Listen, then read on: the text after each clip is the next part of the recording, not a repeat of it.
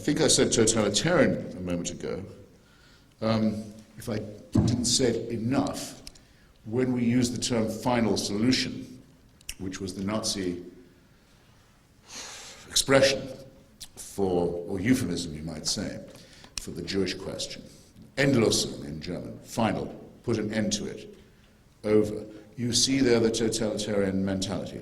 You see the idea that there are problems that can have final solutions, that there are ideologies, that there are ethnicities, parties, religions that are absolutist, that can bring an end to history, that by sheer force, by sheer will, by sheer cruelty, can destroy everything in their path.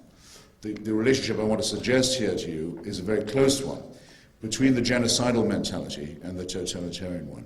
It's when you get a supreme leader. It's when you get a race theory that promotes one tribe of humans above another.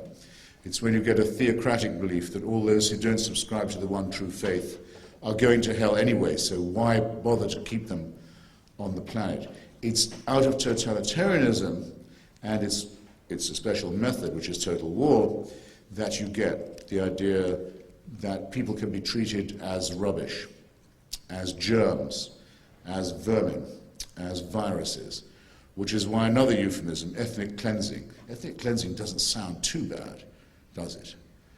Until you think of its implications, which are that certain people are simply filth and only there to be cleaned up or cleaned out. It's only then you see yourself looking straight down the gun barrel of the totalitarian regime, party, religion, or system. Someone ought to tell me when I'm trespassing on the time I said I'd restrict myself to.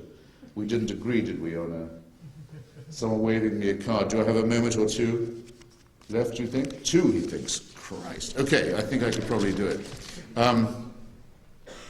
So what I would want to call this fusion between the totalitarian idea and the genocidal method would be something like this. The synthesis would be exterminationism.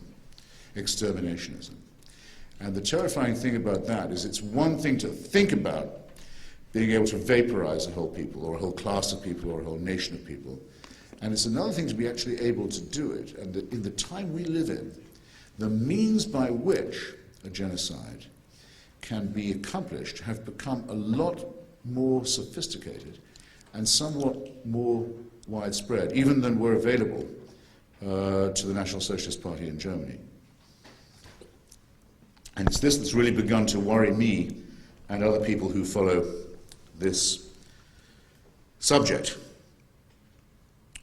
I've seen the attempt to destroy the Kurdish, non-Arab peoples of northern Iraq.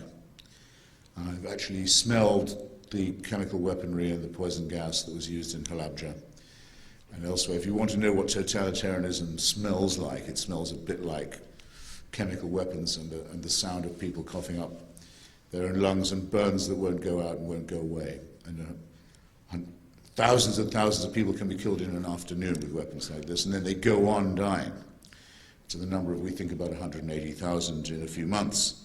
A really serious attempt in front of our very eyes to make away with a whole group of people. I saw the same happening in Bosnia, in Europe in my own lifetime. I've seen North Korea, the most grotesque totalitarian state that exists.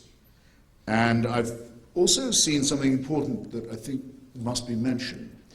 When this happens to the Kurds, when it happens to the Armenians, when it happens to the Bosnians, it isn't just happening to them.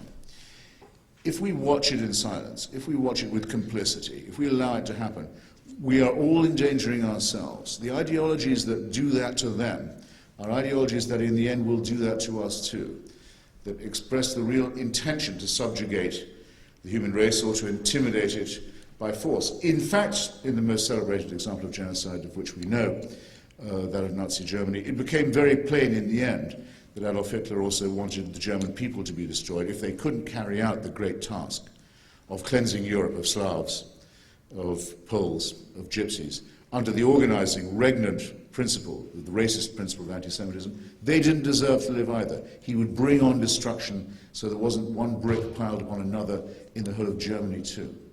So it's a duty of solidarity that we owe. It's not a matter of compassion. not a matter of feeling just sorry for people who are subject to mass murder and deportation. It's a matter of realizing that those who will do this sincerely intend the destruction of our civilization as well. And if that one finger is still up, I should probably close and invite your questions later by saying this. When the war against fascism in Europe began, a huge number of people, educated people, intellectual people, thoughtful people in Europe and in America thought that you could stay out of it, thought that it was an internal affair of Germany, an internal affair of Italy, an internal affair even when those countries invaded Spain.